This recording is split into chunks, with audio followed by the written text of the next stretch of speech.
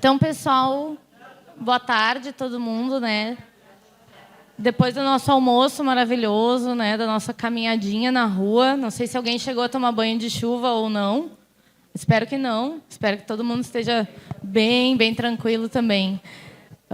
Pessoal, então a gente vai começar agora. Vamos começar agora à tarde, né, do nosso encontro.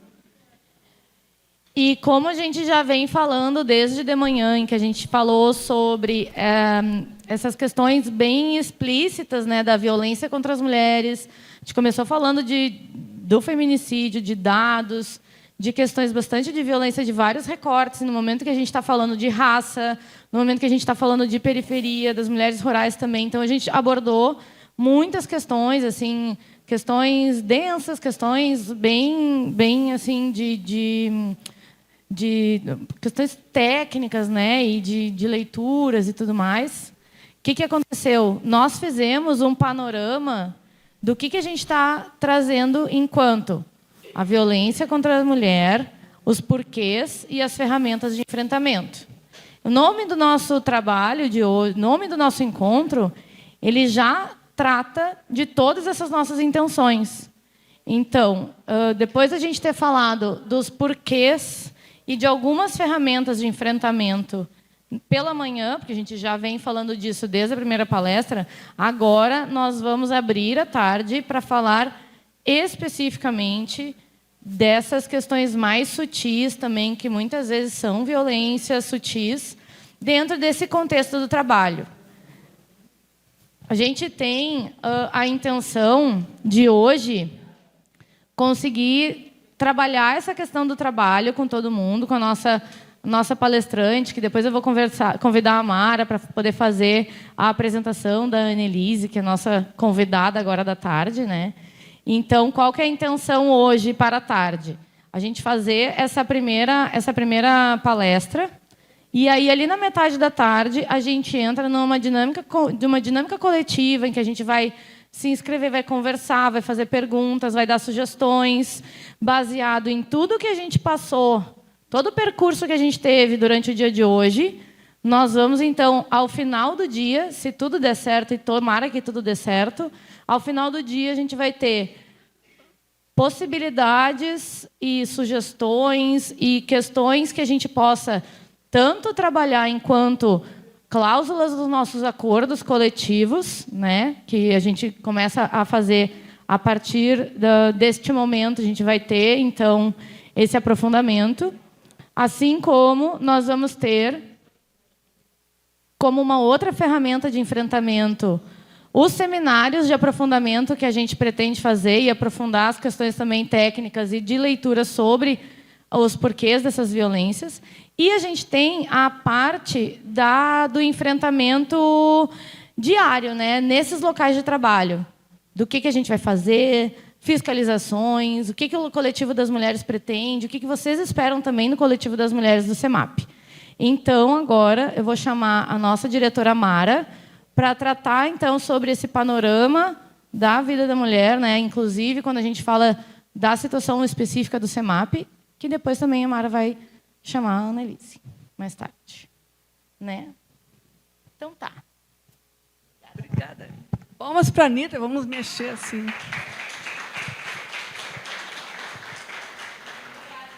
Bom, gente, boa tarde de novo, né? Para todas e todos. Eu estou muito aqui porque eu estou coordenando a formação, o coletivo que tem a Elisa, que tem a Gabi, que tem o Carlos. Então, a gente junto construiu esse momento, né? Então, a gente está com as tarefas aqui. A Luciana, a Marinês. E assim, ó, esse momento é importante. O que nós queremos hoje?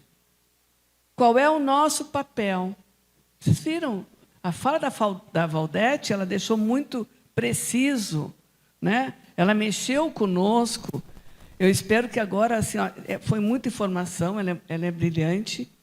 Provavelmente nós vamos começar a pensar no que ela nos disse no domingo, no chimarrão, talvez hoje à tardinha, quando for voltando para casa. Ela vai vindo, né, todo aquele conteúdo que ela nos trouxe na fala, porque a Valdete ela conseguiu trazer o contexto histórico. Ela conseguiu dizer, pelo menos ela tentou nos explicar porque, como ela mesmo chama, junto complexo, o porquê, os porquês, né, de tudo isso que nós vivenciamos. E eu vou repetir o que eu disse no início. Nós temos ferramenta muito importante. O movimento sindical tem um papel muito importante. Não importa o que a mídia fale de nós, que eles falam só para nos desqualificar. Nós somos, por isso que buscam nos desqualificar, porque nós somos muito importantes. É como eu disse, tu pegar a história do Brasil, a história do mundo, vai ver que o movimento sindical esteve presente sempre. E aqui nós temos, e nós vamos contar com a Annelise, o Diese. Muita gente acha que o Diese é do governo. O Diese foi construído pelo movimento sindical. E agora eu perguntei para a Annelise, quantos anos está o Diese? Meus 70. Eu digo, ai, meu Deus, eu comecei quando ele não tinha feito 50 ainda. Né? Porque lá atrás, né, o CEMAP chegou a ter subseção do Diese aqui dentro. Nós fomos um dos sindicatos que se filiaram ao Diese, compreenderam a importância do Diese, e então nós tivemos estávamos presentes o tempo inteiro na construção do Diese. Nós temos tudo a ver com toda essa construção do Diese. E o Diese a Annelise vai falar melhor sobre isso, o Diese ele tem a questão da RAM, que é uma rede de apoio às negociações coletivas. Né? E ela vai explicar melhor para nós, ali tem várias cláusulas. Por isso que a gente incentiva os sindicatos a se filiarem. Nós somos hoje da Executiva Nacional do Diese, o CEMAP tem assento na Executiva Nacional do Diese. Porque o CEMAP é assim, a gente vai indo e assume os espaços e leva as nossas contribuições. Nós também estamos aqui na coordenação do Diese estadual. Nós somos a primeira coordenadora mulher do Diese do Rio Grande do Sul. Então, porque o CEMAP é assim, o CEMAP não vacila, o CEMAP se coloca, o CEMAP disputa. E o CEMAP não é a diretoria, vocês são o CEMAP. A nossa categoria é o CEMAP. E por isso que nós somos tão bons, porque a nossa categoria é muito aguerrida, a nossa categoria é muito ligada. Então, eu sempre digo que eu tenho muito orgulho, eu sou exibida, né, com o CEMAP. Então, nós tivemos hoje uma manhã muito potente, e agora vou chamar a Annelise aqui, nossa economista técnica do Diese, que agora vai direcionar, né, qual o nosso papel. Ela vai falar de cláusulas, ela deu uma olhada no nosso acordo coletivo, tem coisa que a gente pode melhorar, tem coisa que a gente pode fazer melhor. Né? Então, esse é o papel, porque daqui a pouco nós aqui vamos nos debruçar na nossa pauta de negociação. Nós vamos dizer o que é importante, nós vamos dizer quais são as cláusulas que nós achamos que é importante apontar, o que nós temos que melhorar. Nós vamos ter uma mudança com a história da transposição, então nós temos que nos colocar nessa nova conjuntura, como é que nós vamos nos colocar, e isso a gente só faz com conhecimento. É se apropriando disso e tendo a certeza de que a negociação coletiva é um potente instrumento para a transformação da vida dos trabalhadores, das trabalhadoras da nossa categoria, setor público e setor privado.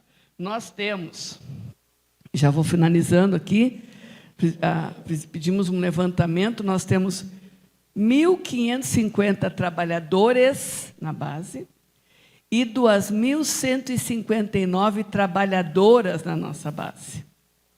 Tá? É assim que é a base do CEMAP. Então, isso nos coloca uma grande responsabilidade, né? E por isso que a questão da violência, a questão do feminicídio, nós temos papel a cumprir nessa conjuntura para tentar enfrentar esse processo. Tá bem? Então, eu vou chamar a Anne de pronto, para que a gente não perca tempo, para que a Anne possa fazer o seu painel, a sua apresentação. Fique à vontade, Anne.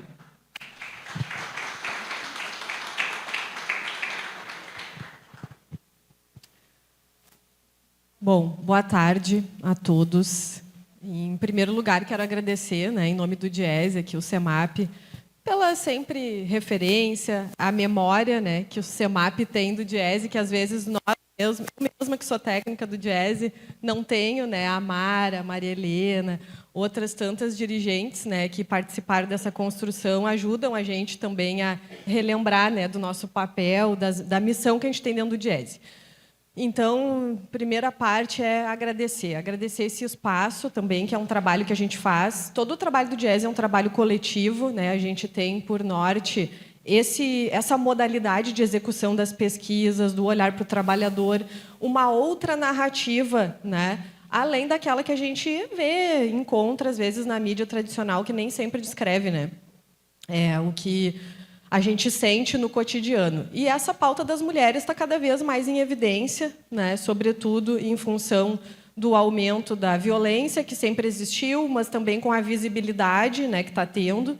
E, nesse ano, o boletim, todo ano o Diese produz, né, um boletim especial no mês da mulher, né, no Dia da Mulher.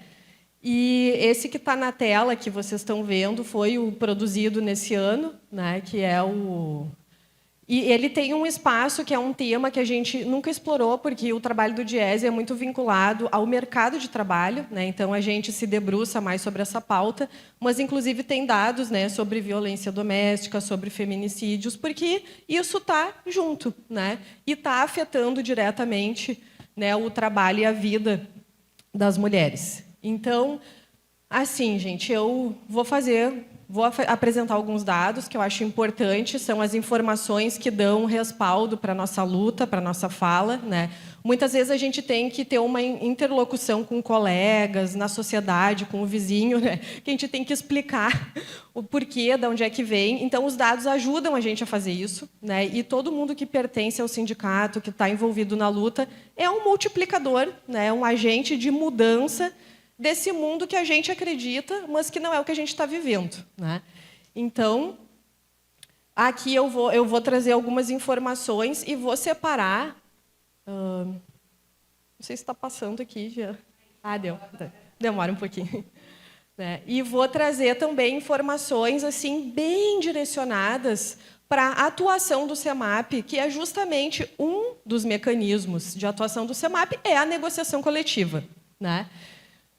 Então, aqui, o primeiro dado que abre o nosso boletim desse ano, né, mostrando aí que 60,7% das vítimas, né, de feminicídio são mulheres negras, né? Então, o nosso trabalho também tem esse papel de trazer esses recortes de gênero, né? E o aumento expressivo no gráfico, que vocês podem ver ali, do número de feminicídios, né? E eu tenho certeza que hoje pela manhã vocês falaram muito disso, então é por isso que eu não vou me estender nessa pauta da violência, tá? Mas eu acho que ela diz muito sobre o que a gente tem que fazer no sindicato. E então a gente viu ali que em 8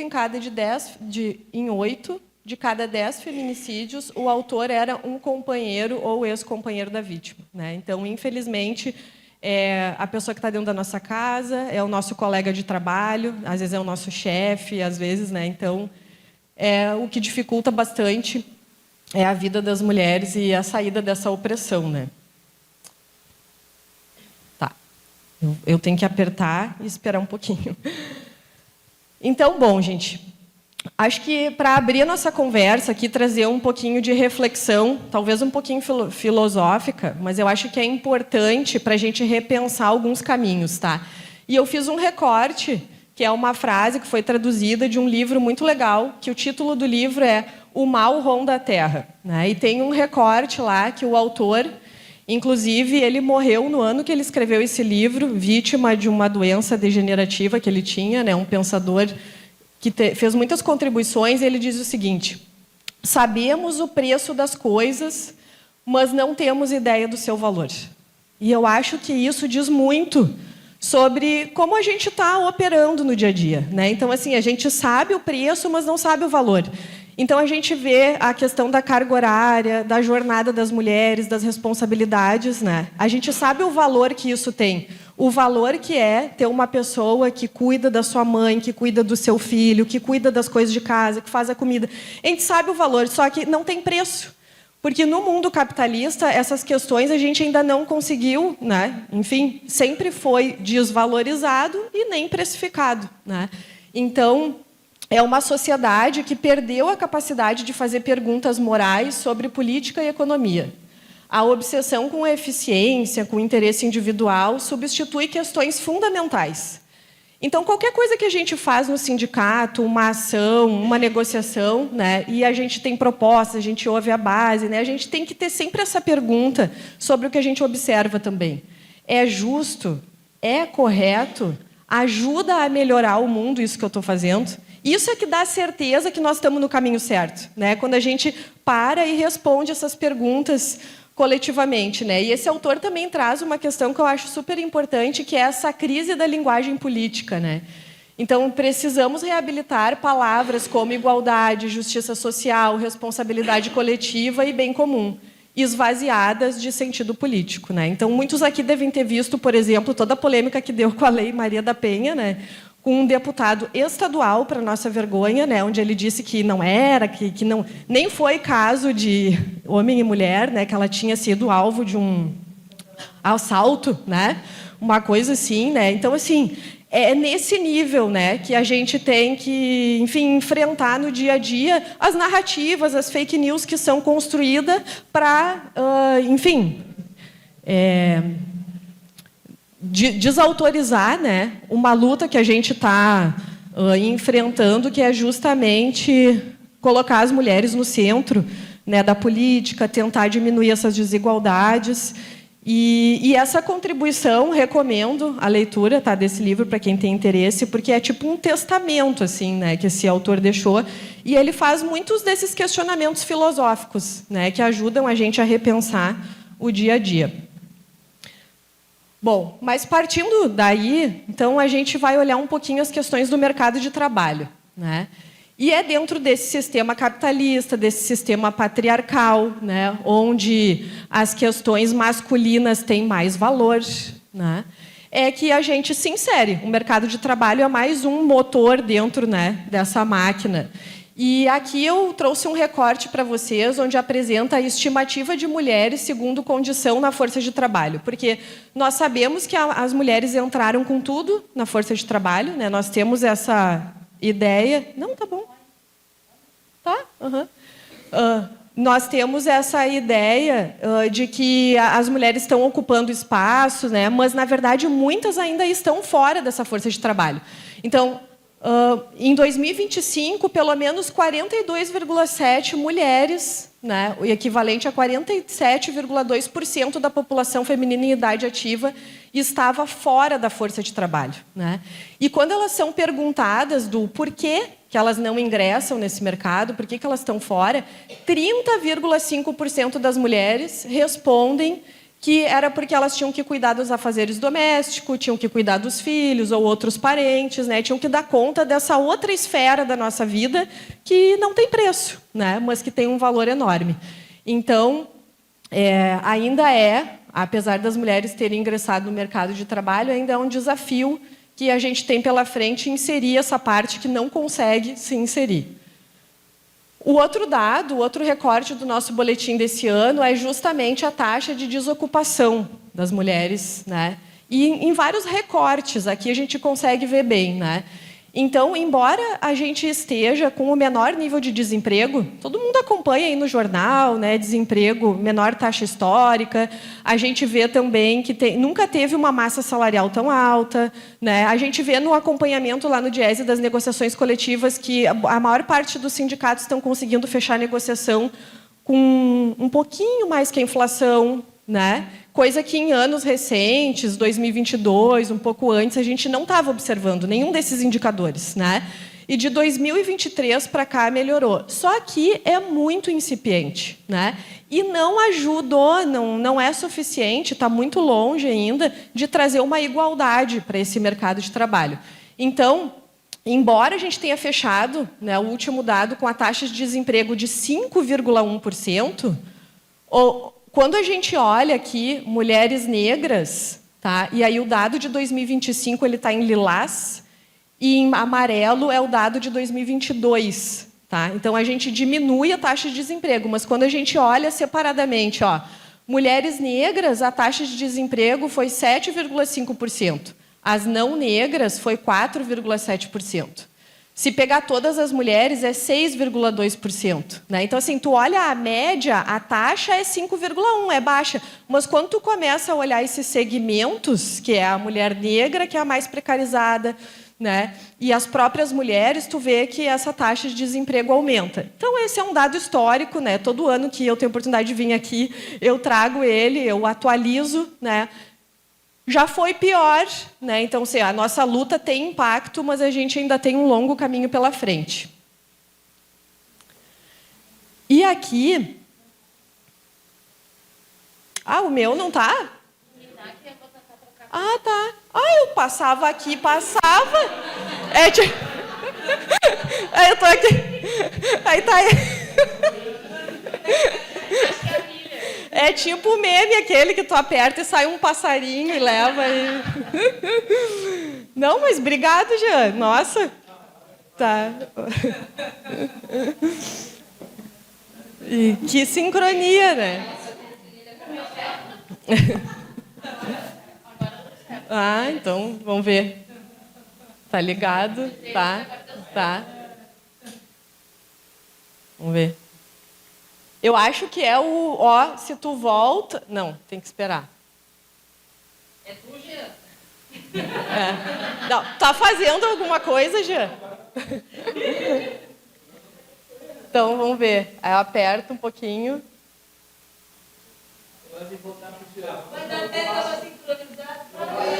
Aí, foi. Não, foi. Tá. Eu não percebi, não. Tava aqui.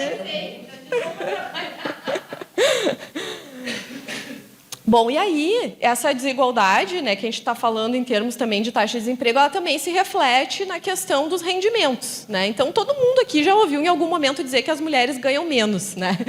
E aqui, para demonstrar como isso se retrata na estatística mais atual, né? Então, o rendimento médio das mulheres foi de 3.042, isso aqui é Brasil, tá, gente, em 2025, enquanto os dos homens foi 3.864, ou seja, as mulheres ganhavam menos, pelo menos 21% do que eles, né? Se for botar isso em 12 meses, significa quase R$10.000 a menos, né? E esse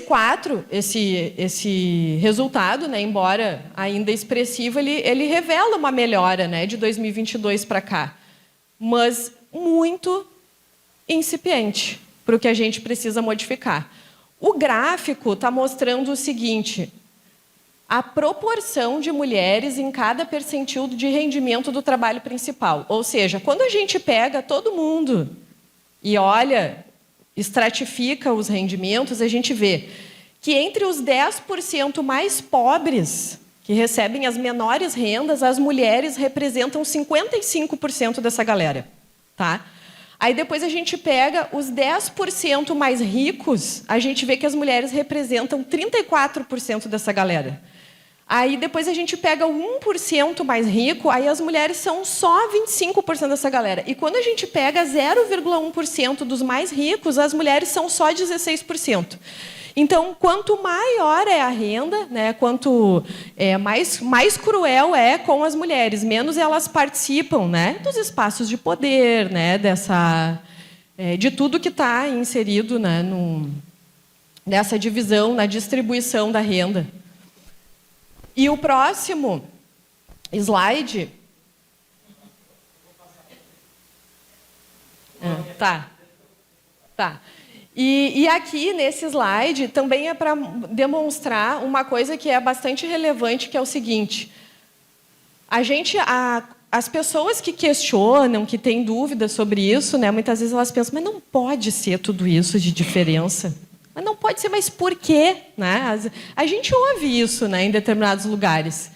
E aí, isso aqui é para mostrar, né, que nos maiores salários, né, a distância é cada vez maior.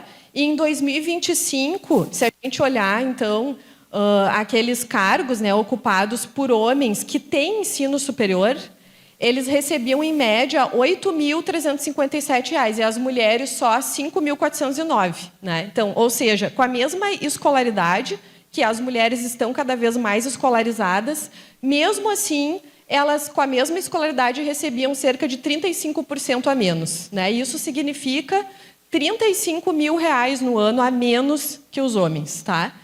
E se a gente faz o recorte só de cargos de liderança, né, cargos de direção e gerência das empresas, a gente vê que, enquanto os homens recebiam uma média salarial de R$ 10.492, as mulheres recebiam R$ 7.546, ou seja, 28% a menos.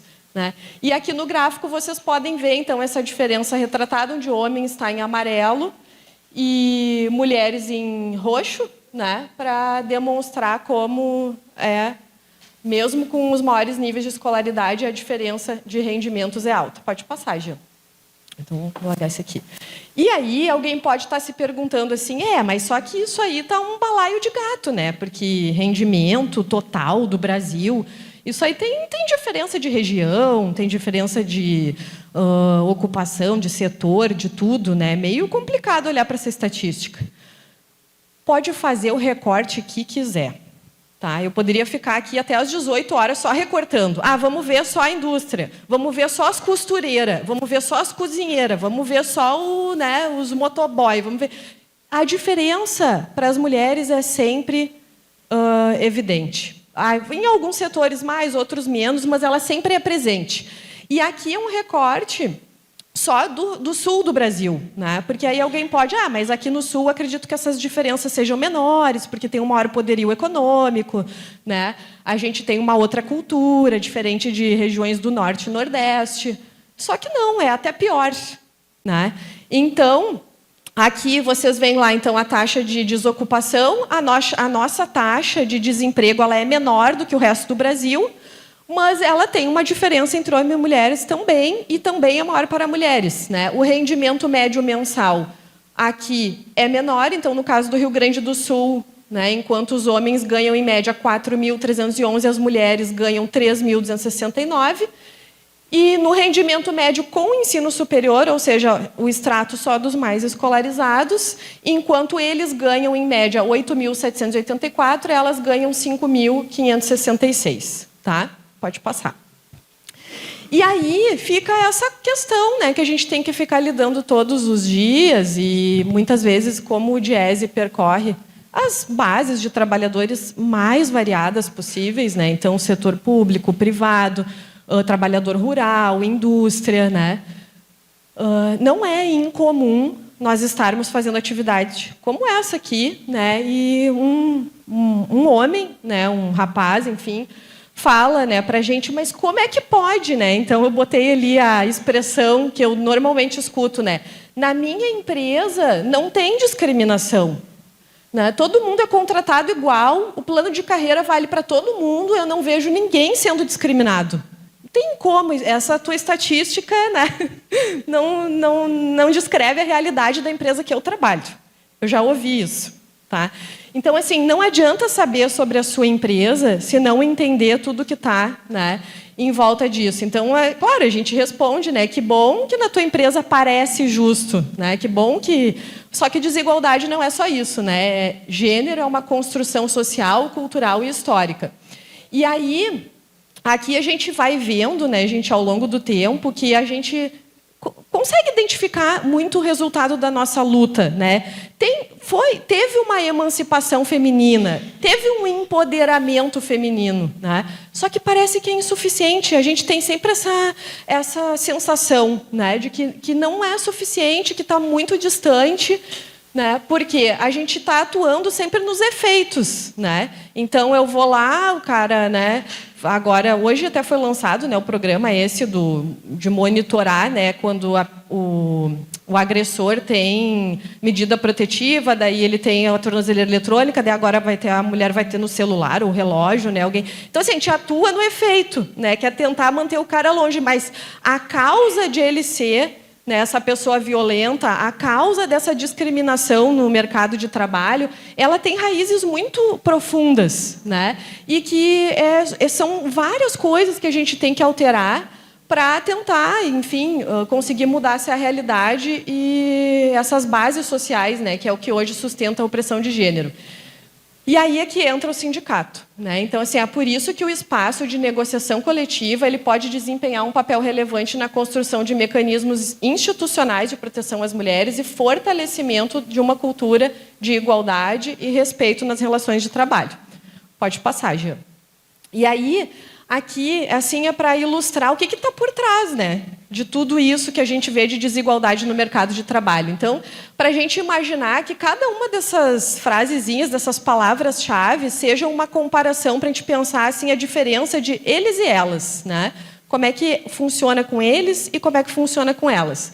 Então, por exemplo, a gente já sabe hoje que a maior parte dos lares são chefiados por mulheres, né? Esses dados foram divulgados recentemente pelo IBGE, que até está aumentando, né, a divulgação sobre essas informações dos domicílios. Então, as mulheres já são, digamos assim, as maiores responsáveis, inclusive economicamente, pelos domicílios. Então, como é que não muda, né, essa realidade? A outra questão é que as mulheres elas têm muito mais dificuldade para acessar crédito, né? Então, tem várias pesquisas que indicam que quando tu vai numa cooperativa ou tu vai num banco privado e vai solicitar um crédito para fazer um empreendimento, elas têm mais dificuldade de comprovar, né, para obter esse crédito. Outra coisa é que o crédito para as mulheres ele é mais caro. Então, a empresa que concede o crédito, ela avalia que é mais arriscado, que a mulher, embora ela seja tão pagadora quanto, como há, né, um inconsciente social de que ela é dependente economicamente, embora ela chefie mais lares do que os homens atualmente, o crédito é mais caro para ela, né? E a gente já viu isso, inclusive, de atuário que trabalha com seguro, explicando como é que eles usam as métricas para precificar, né, essas concessões, diferenciando o gênero. Outra questão importante, e que eu acho que é pouco falado, é sobre que os produtos e serviços femininos são mais caros, né? Então, as mulheres elas acessam determinados serviços que os homens não acessam, porque tem uma exigência social também de estereótipo, de roupa, de beleza, né? Que muitas vezes as mulheres ficam refém disso, que são serviços caros. Mas eu vou dar um exemplo para vocês. Se a gente for na farmácia aqui na Panvel e pedir um ibuprofeno, tem um valor. Mas tem um ibuprofeno que ele é mais para cólica, né? E daí ele é 25% mais caro que o outro ibuprofeno, né? Então, tudo que tem a ver com a mulher, e a mulher tem esse papel reprodutivo, que por mais que ela não se... Enfim, que ela tente se afastar de determinadas questões que a sociedade impõe, mesmo assim ela está sujeita a pagar mais, né? E isso vale também, por exemplo, para material escolar, né? Tipo, se tu for ver, as coisas de menina, às vezes, são mais caras que a dos meninos. Então, a gente vê isso em vários estratos, né? E tem um nome, né, para isso, que é a taxa rosa. Então, na hora que a gente vai numa negociação coletiva e a gente quer discutir cláusula de gênero, e essa cláusula de gênero tem impacto econômico para o empregador, esse é um indicador importantíssimo. O custo de vida é mais caro para a mulher, porque ela depende de determinados serviços que são mais caros que para os demais, né? A gente já falou que a mulher tem, historicamente, uma taxa de desemprego maior, né? Elas recebem menos no mercado de trabalho, elas são mais discriminadas no recrutamento, né? Então, quando tem a abertura de vagas, isso tem várias pesquisas, e não é só no Brasil, né? No mundo inteiro, onde, inclusive, os perfis, por exemplo, de LinkedIn, de homens, são mais visualizados de mulheres por recrutadores, né? Então, tem uma discriminação velada dentro desse processo, e tem aquela escancarada, que é o empregador, que só de imaginar que a mulher pode engravidar, né? Então, ele simplesmente é melhor não ter a mulher, né? E ele exclui ela do processo de seleção como se fosse algo naturalizado. As mulheres também são menos promovidas pelos mesmos motivos, né? Porque como ela às vezes tem filho ou vai ter, né? Normalmente o empregador pensa que tem um grande projeto de grande visibilidade, né? Então tem o guri e a guria, né? Então assim, não, vamos botar o cara porque vai que a guria engravide, daí está no meio do projeto, quem é que vai conduzir? Isso tá definido, né? E não tem nada que compense isso hoje, né? Nem no mercado de trabalho, nem no resto dos regramentos da nossa vida. O teto de vidro, que é um fenômeno, que inclusive foi um fenômeno que eu me debrucei na minha dissertação de mestrado, que é para mostrar que existe uma barreira invisível, né, na carreira das mulheres. Então, essa barreira invisível é essas coisas que a gente sabe no dia a dia, né, que ninguém tem coragem de falar, o empregador não tem coragem de falar, mas ele, né, utiliza isso para que a mulher não consiga progredir. O outro dado também que o Diese tem várias informações históricas demonstrando que a mulher também demora mais para se recolocar no mercado de trabalho. Então, se uma pessoa é desligada da empresa e ela demora em torno de, sei lá, 30 semanas para arranjar um emprego, a mulher vai demorar 35, né? A depender do período que a gente faz a média. Então, a mulher sempre demora mais para se inserir, justamente porque essa discriminação no recrutamento também impacta a recolocação, né? E uma coisa fundamental, gente, quando a gente ouve alguém questionando as estatísticas de mercado de trabalho sobre a mulher ganhar menos e contra-argumentar que na sua empresa não tem discriminação, reside muito nessa questão das ocupações femininas, né? Então, assim, as mulheres, elas normalmente, historicamente, elas ocupam aquelas funções que elas já faziam no domicílio, né? Que é, eu sou professora, eu educava meu filho. Eu vou ser cozinheira, eu fazia comida em casa. Eu sempre cuidei dos doentes, eu vou ser enfermeira, né? Então, naturalmente, o mercado de trabalho, quando a gente olha essas funções, elas são massivamente ocupadas por mulheres. E aí, nesse caso, não tem o que fazer. A gente tem que modificar essa lógica, né? E o mais triste é imaginar que quando a gente olha para uma pessoa que cozinhou a vida toda e olha os maiores chefes, são todos homens, né?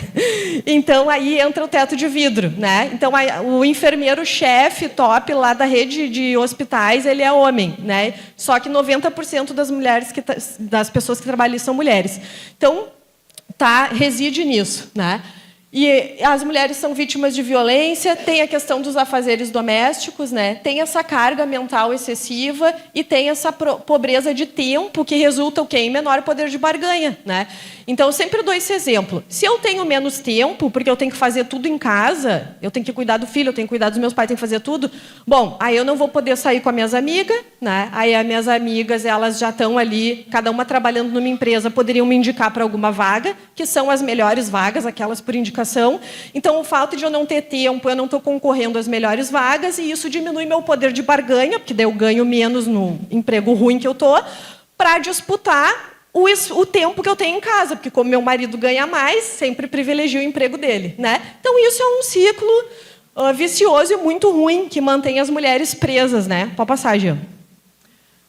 Bom, e aí a gente está agora nesse momento que é a disputa pelo tempo, né? Então, o nosso papel de todos os sindicatos brasileiros é lutar pela redução da carga horária, né? E a briga pelo tempo é central na questão de gênero, porque eu imagino que todos vocês aqui já tenham visto essa estatística, né? Então, as mulheres dedicam, em média, 21,3 horas por semana para os afazeres domésticos, enquanto os homens dedicam 11,7 horas somente. Então, as mulheres trabalham em casa 9,6 horas a mais, né, que os homens. E aí a gente teve recentemente a reforma da Previdência, que aumentou ainda a idade das mulheres, né? E eu só fiz um exemplo ali, que se isso fosse em algum momento corrigido, essa injustiça, se os homens se aposentam com 65 anos, as mulheres, fazendo uma regra de 3, assim, né, as mulheres deveriam se aposentar com 57 anos. Só que o que acontece com as reformas é justamente piorar ainda mais. E a mulher sempre é mais precarizada porque ela é a que acessa mais a aposentadoria por idade, né, porque ela não tem o tempo de contribuição, afinal de contas, 40 anos, aí ela estava em casa, sem carteira assinada, né, então vocês conseguem ver como é prejudicial. E, mundialmente, o dado da Oxfam é que pelo menos 12,5 bilhões de horas de trabalho por dia são feitos pelas mulheres e não fazem parte de PIB nenhum, de economia nenhuma, e é só uma exploração, né, em cima de gênero. Pode passar, Jean. Pode passar. E aí eu não vou falar muito, pode passar, que a Mara já me avisou aqui e eu teria tanta coisa, mas eu fixei um pouco, depois eu mando essa apresentação para todo mundo que queira acessar, né? Mas é para demonstrar ali como, às vezes, o empregador hoje, a gente ouve na imprensa, que é impossível reduzir a carga horária, né? Que não tem como, porque imagina, a produtividade vai ser afetada, a gente já tem uma produtividade baixa. E lá tem vários exemplos naqueles slides que eu passei de reformas que já foram feitas para flexibilizar o horário e não aconteceu nada, né? Com essa questão que os empresários argumentam. E para nós aqui a redução da jornada de trabalho tem um potencial enorme, né, para garantir um tempo livre para as famílias e aí a gente também tem um compartilhamento melhor de tarefas, né, entre homens e mulheres. E aqui tem esse recorte do IPEA, onde eles dizem o seguinte, para 32% das mulheres e só 3% dos homens, a principal razão para não procurar um emprego ou não estar disponível para o emprego é a necessidade de cuidar dos filhos, outros parentes e da casa. Para as mulheres que têm filhos entre 0 e 3 anos, essa cifra se eleva para 83%. Então, 83% é por isso. Então, quer dizer, a gente sabe os motivos, né? A gente sabe as causas, né? Só que a gente só atua nos efeitos. E a gente precisa começar a modificar essa realidade. A outra questão que eu acho relevante é que agora, recentemente, 2025, saiu esse estudo da FGV, que disse que 72% das empresas aumentaram a receita após reduzir a jornada. Né? Então, assim, como assim não dá? Né? E, além disso, pensar que tem um recorte racial importante a ser feito aí, porque as mulheres negras enfrentam uma carga ainda maior, de 16 horas adicionais em cuidados, comparado com as mulheres brancas, que é de 15 horas. Né? Então, pode passar, Jean.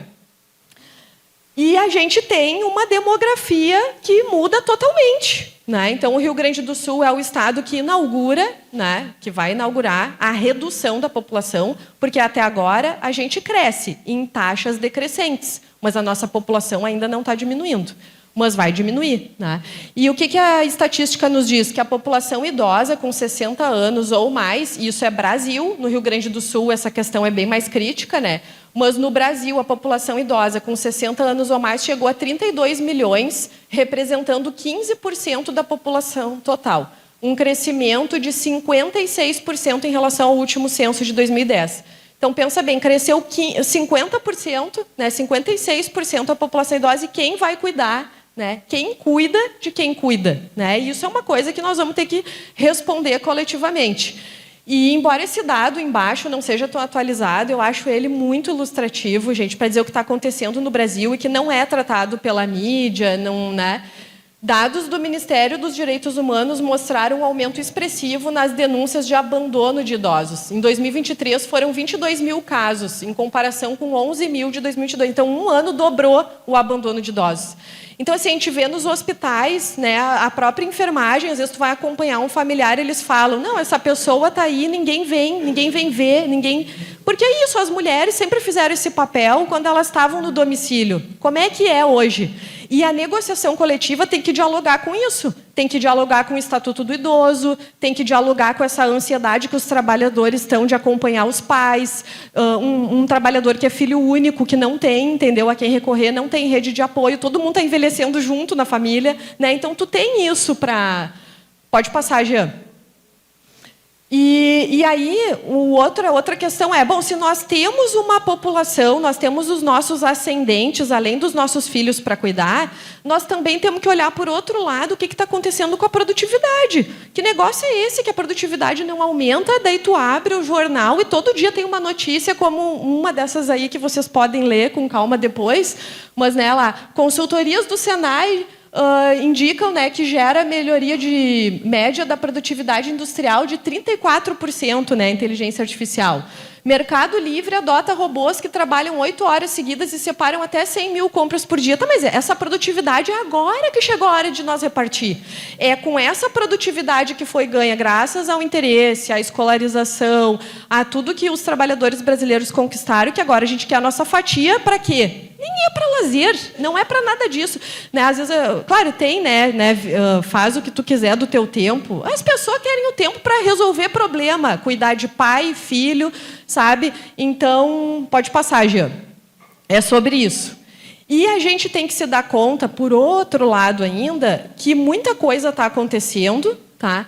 E que não está resolvendo a vida das mulheres. Por exemplo, As novas tecnologias não estão conseguindo romper com essa tradicional divisão do trabalho. Então, não adianta, né? Tem o meme que tem o robozinho, aquele que limpa, né, em casa. Todo mundo conhece, né? As lojas têm bastante. Então, que horas que vai ter esse robô que lava a louça, né, que faz as coisas? A gente brinca, né, em relação a isso, porque na esfera doméstica está muito primitivo ainda, né? Então, e a gente não está conseguindo também fazer uma revolução para ocupar cargos, altos cargos na ciência, né, no desenvolvimento, em alta tecnologia. As mulheres ainda estão para trás desse processo. A outra coisa importante, gente, é o seguinte: todo mundo aqui, eu acho que já ouviu em algum momento que vale a pena estudar, né? Por quê? Isso tem vários estudos econômicos que medem o impacto. Então, se a cada 1 ano que tu estuda mais, quanto que tu ganha de retorno na tua remuneração, para tu ter uma vida melhor, mais bem-sucedida. Quando a gente faz essa análise e faz o recorte de gênero, cada R$1 a mais que tu investe na tua educação, ele não é da mesma forma retornado para a mulher do que para o homem, né? Por conta dessas discriminações. Outra coisa é que, diante de mudança climática, a mulher sempre sofre mais, né? E isso é o que está dominando, né, o tema, a pauta, com as guerras, com tudo. E quando a gente vê por quê? Porque é a mulher que é responsável pelo domicílio, então falta água, a mulher tem que buscar. Aí anda não sei quanto com balde, aí tem que ver o que vai comer que não tem, aí tem que ver onde é que vai armazenar. Porque como no domicílio ela ainda é a responsável por isso, não tem ninguém para dividir quando vira uma calamidade, no caso de uma crise climática, elas sofrem mais. E outra questão é a ausência do Estado. Quanto mais o Estado é ausente, mais as mulheres sofrem. Então, é só imaginar uma coisa básica, né? Não tem merenda na escola. Quem é que tem que preparar alguma coisa para o filho comer? É a mulher, né? E aí, transporte, vai ter que levar, vai ter que... Então, a ausência do Estado prejudica muito. Aqui tem uma matéria bem legal, recomendo, quem tem interesse no tema. Terceirização tem cara, é preta e feminina, né? E agora tudo é para ser terceirizado, né? E precarizado. Então, a estatística já demonstra isso. Pode passar, Jean. E aí, alguém vai estar se perguntando, meu Deus do céu, mas tudo que a gente já fez e não tem nada de bom. A Annelise só vai falar coisa ruim, só que a gente está para trás, que a gente não conquistou. Não, né, gente? Então, assim, nós temos muita conquista. Eu peguei alguns dados só de 2000 para cá, dos anos 2000 para cá, tá? Sendo que as maiores conquistas que, né, as feministas, enfim, o próprio movimento sindical teve foi anterior aos anos 2000. Mas se a gente olhar só 2000 para cá, a gente vê várias legislações que nos ajudam a combater a violência, a nos preservar, né? Há questões vinculadas ao mercado de trabalho, como a Lei da Igualdade Salarial, que obrigou os empresários da transparência a combater essa desigualdade, pelo menos aquela que é visível e que pode, inclusive, ser monitorada, e que o sindicato tem que participar disso, né? O programa Empresa Cidadã, que eu vi que as convenções do CEMAP estão muito ancoradas nisso, né? Imagina se não tivesse essa lei. Provavelmente vocês não conseguiriam ter nenhuma cláusula a esse respeito. Então, são legislações que ajudam, né, na negociação e que são conquistas, né? Todas essas que estão aí, as cotas de gênero para as candidaturas. Agora tem esse protocolo do não é não, né? Tem a questão agora que não se eleja agressores, que está em tramitação, que é muito importante que no legislativo a gente tenha também representantes, mulheres, homens, mas que tenham consciência da discriminação de gênero, que possam investir nessas pautas, né? E ainda para uma notícia do Senado, né, que em 2025, só em 2025, tinham pelo menos 19 leis federais, né, cobrindo saúde, maternidade, igualdade, né? Então, assim, tem muita coisa acontecendo, né? Então, assim, ninguém está sozinho, né? E muita coisa está sendo conquistada. E aqui, eu acho que... e tem uma outra, por exemplo, discriminação no recrutamento, que é aquela... Coloquei aqui, ó, não incidência da cota patronal, né? Porque um motivo também, assim, muitas vezes o empregador não é que ele queira discriminar, ele está olhando só para o dinheiro. Onde é que eu economizo mais ou menos? Então, antes eu contratava uma mulher e ela saía de licença maternidade, o INSS paga, né, o afastamento dela. Só que a cota patronal ele tinha que continuar pagando. Então, nem isso ele paga mais. Então, uma série de incentivos que vão esvaziando, né, os motivos, ou deveriam, pelo menos, para discriminação. Pode passar, Gil. E aí a gente tem o papel dos sindicatos na negociação. Pode passar. Então, assim, algumas coisas importantíssimas, né? Primeiro que ter essa condição de ouvir, né, os colegas, de, enfim, se apropriar dos temas, né, conhecer. O sindicato poder fazer, como o CEMAP é um exemplo, né, disso, seguidamente formação para atualizar, quem está chegando agora, ter um alinhamento, né, desses dados básicos. Quando a gente vai para uma mesa de preparação, de negociação, não tem outro jeito, tem que se preparar previamente. Então, tu tem que conhecer as convenções da OIT, que tratam de gênero, que são várias. Tu tem que conhecer as leis federais, tu tem que conhecer as leis estaduais, porque é isso que vai te ajudar a emplacar lá na negociação para tu avançar um pouquinho, né? Tu tem que ter a memória das negociações. Então, quem está indo lá negociar, quem está participando, tem que trazer isso, né? E assim, também tem muita cláusula que cada uma foi conquistada num contexto, né? E muitas vezes tu olha para uma cláusula do CEMAP, de qualquer sindicato, e pensa assim, pô, mas por que os caras fizeram isso? Né? Ou, tá, mas, poxa vida, por que não ampliaram um pouquinho mais? Né? Ou por quê? Então, assim, o que estava acontecendo no momento que foi feita aquela cláusula deve ter sido, né? Então a gente tem sempre que considerar isso antes de criticar. E uma outra coisa que a gente ouve às vezes dos trabalhadores é assim, tá, mas o que está aqui na cláusula é exatamente o que está na lei. Para que serve o sindicato então se é só para repetir? Bom, depois que veio o Temer, eu acho que todo mundo viu, esse argumento enfraqueceu, né? Porque, assim, ali eu até botei uma questão do história do sindicato. Botei ali, o óbvio precisa ser dito, né? Às vezes, numa negociação, é isso, o óbvio precisa constar lá a lei, e é por isso que eu tenho que estudar, eu tenho que ver, porque nada impede de vir um maluco que vai aniquilar a negociação, que não tem mais poder, como, né, a gente viu acontecer com a reforma trabalhista, e daqui a um pouco nós não temos mais garantido em lugar nenhum aquilo que para nós era pétreo, era certo, era vencido, né? E a gente está sempre na defensiva para não perder mais direito. Pode passar, Jean. Pode passar. Aqui eu deixei, pode passar, várias normas. Isso, para quem, né, quer ler, quer se apropriar, para conhecer o que mundialmente também está sendo convencionado sobre a questão de gênero. E aqui eu fiz uma análise das convenções coletivas do CEMAP, né, que é um trabalho bem complexo de vocês, né, eu digo, porque, olha a quantidade, né, de convenções e a diversidade entre as categorias, né? Então, assim, é um sindicato também que, diferente de um outro, se pegar a indústria da alimentação, né? Bom, é mais redondinho. Aqui tem uma diversidade muito grande de empregadores, de trabalhadores, né?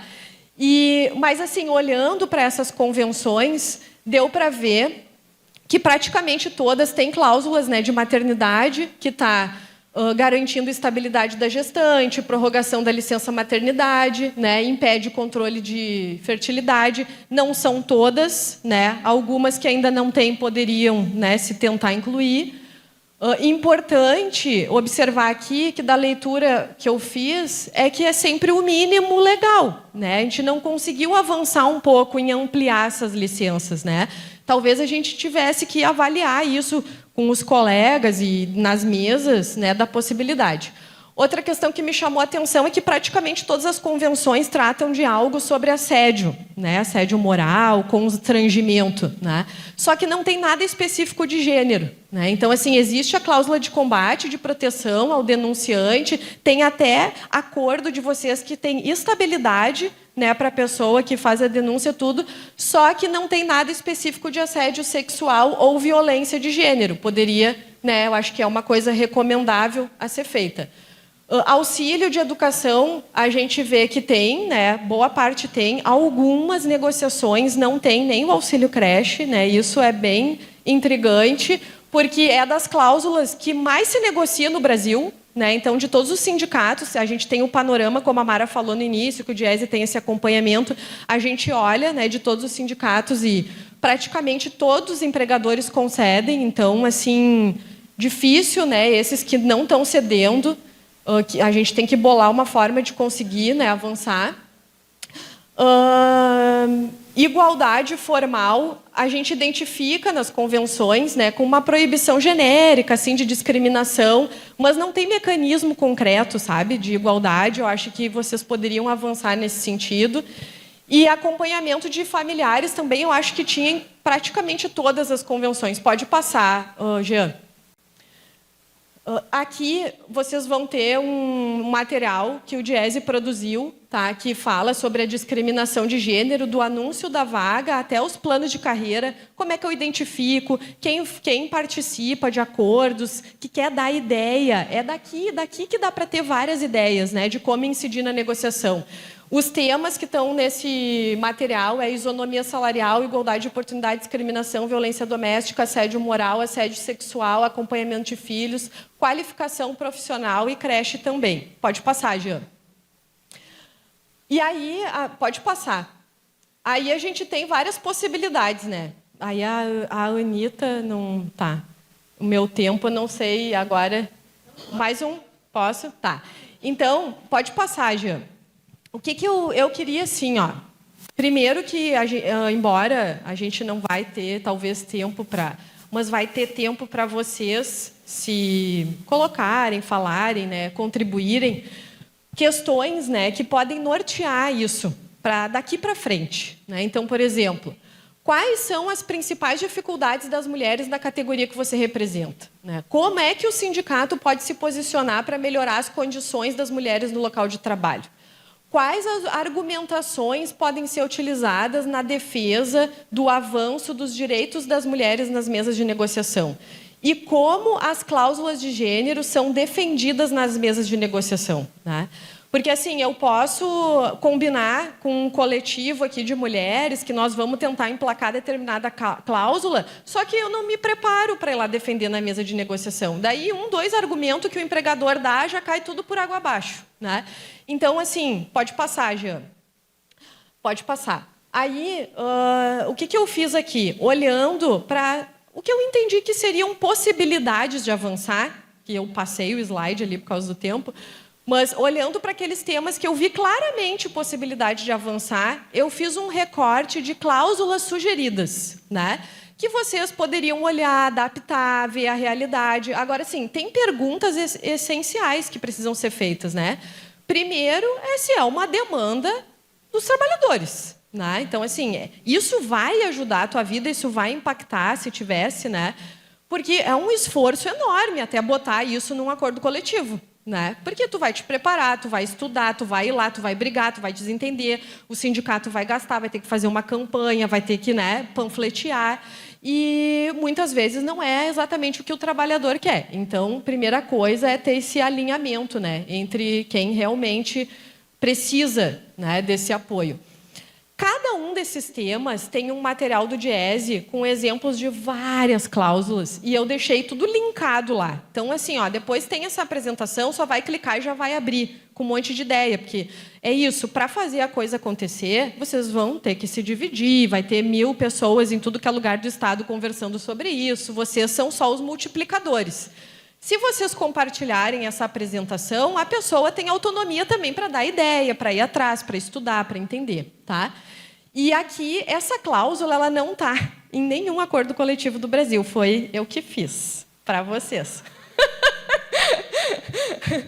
Assim, porque, né, como mulher, eu também vou ousar alguma coisa, né?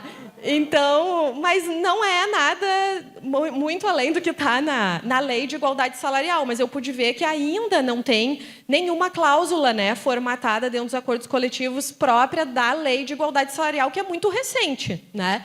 Então, seria uma cláusula, mas assim, por que eu fiz questão de escrever? Porque é uma coisa que eu sinto falta quando eu estou lá na negociação, inclusive, e quando eu vou avaliar se está funcionando a cláusula na prática, ouvindo os trabalhadores, é que muitas vezes não tem uma clareza, ou não é didático o suficiente, ou não é sobre como é que vai ser executado aquilo ali. Está escrito, mas está meio subentendido, e cada um entende do jeito. E, às vezes, o jeito que os trabalhadores entendem é totalmente o inverso do que o empregador entendeu. Então, é chato, às vezes, uma cláusula grande, mas ela ajuda a gente a diminuir os embates, né? E pode passar, Jean. E aí, claro, eu fiz aqui outros recortes sobre isonomia salarial. Tem muitas negociações que tem, né? Então, tem algumas que têm um regramento maior, ou outras são mais sucintas, como essa última aqui, ó, de igualdade salarial e de oportunidade. Não haverá desigualdade de remuneração, promoção ou condição de trabalho por motivo de raça, religião, convicções políticas. Tá, né? É uma cláusula ok, né? Dependendo do que acontecer, a gente vai usar, mas, né, a gente também, perante a lei, também não pode ter, né? Então, se a gente pudesse abrir um pouco mais, a gente quer acessar o relatório dos salários, a gente quer ver, a gente quer uma comissão junto com o empregador, tem gente de lá e tem do sindicato também, para monitorar os indicadores, né? Por isso que aquela cláusula que eu estou sugerindo antes, apesar de extensa, ela tem essas outras previsões. Pode passar, Jean. E aí vai ter, né, outras, como, por exemplo, aquela a primeira lá em cima, né, que fala de prática de equidade nas relações de trabalho, né? Então, visando contribuir para a correção de distorções históricas, porque aí já deu uma abertura para a gente conversar na mesa sobre distorções históricas, né? Que afetam, né, o mercado de trabalho, a sociedade, especialmente associadas ao gênero, raça, né? A empresa se compromete a implementar ações que promovam a equidade de condições nas relações de trabalho e nas práticas de gestão de pessoas para todos os empregados e candidatos participarem dos mesmos processos seletivos, né? Essa cláusula é uma cláusula que antecede uma cota ali na frente para as mulheres nos promoves que tem dentro das empresas, num acordo específico, uma grande empresa, entende? Então, a gente vai imaginando o desdobramento. Ela pode não ter um efeito prático hoje, mas ela vai, é como se a gente estivesse plantando para colher lá na frente. Pode passar, Jean. Questões, cláusulas vinculadas à violência doméstica, né? Então, ali tem uma previsão, a estabilidade e assistência à empregada em situação de violência. Então, a gente poderia ter alguma coisa nesse sentido, né? Aquela empregada que teve o registro lá, né, nesses programas de assistência, né, de proteção à violência, que ela tenha uma estabilidade no emprego para... é uma coisa a menos para ela se preocupar, né? Porque assim, ela não sabe se vai estar viva semana que vem, então, pelo menos o emprego ela tem garantido. Licenças para empregadas de vítimas de violência também são cláusulas que a gente encontra, né? Aqui tem um exemplo que a empregada vítima terá preferência de transferência de local de trabalho para qualquer unidade, porque tem empresas que têm outras filiais, então a mulher está com aquela situação, precisa mudar de estado, ter essa garantia de transferência, né? Pode ser que não seja numa convenção, mas num acordo, né, Mara, de uma grande empresa que tem essas questões. Pode passar, Jean. E aí a gente entra nas responsabilidades familiares. Aí, assim, o Diese tem vários trabalhos, né, recuperando cláusulas de tudo que é sindicato sobre esses temas. E eu, se estivesse produzindo o boletim do Diese sobre esse assunto, eu escolheria a cláusula do SEMAP, que é das melhores que eu conheço, tá? Então, ali vocês estão vendo a cláusula, que muda de um acordo para o outro, mas ela é muito parecida, tá? Que é a licença para acompanhante de pessoas da família, né? E aí, pai, mãe ou responsável, né, legalmente comprovado, então pode acompanhar os filhos até 20 dias por ano. E aí depois pode acompanhar também o pai e a mãe, né? Avós, irmãos também até 12 dias por ano, né? O que é? Daí são 12 dias, aí tem algumas convenções que vai até 20, né, de acordo ali alguns requisitos, enfim. Mas o que eu queria chamar a atenção? Tem convenções do SEMAP que tem essa previsão, só que daí lá pelas tantas tem o abono assiduidade, tá? E aí o abono assiduidade diz o seguinte, que se a pessoa tiver 3 ou 5 em outro acordo, né, faltas justificadas, perde, né? Então, assim, eu dou por um lado os 12 dias, mas daí perde o abono por outro, né? Isso seria uma coisa para a gente avançar, porque, assim, normalmente são as mulheres, né, gente, que vão fazer esses acompanhamentos. É a mulher que cuida dos pais, dos filhos. Então, assim, aí ela, de novo, ela já ganha menos que eles, daí ela também vai perder por conta, né? E outra coisa é a participação em reuniões escolares de filhos, também é uma cláusula que é bem recorrente, né?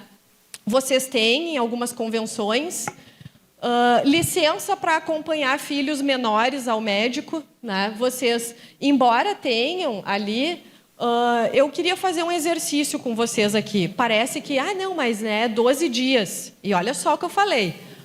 A cláusula do SEMAP seria escolhida por mim como exemplo, tá?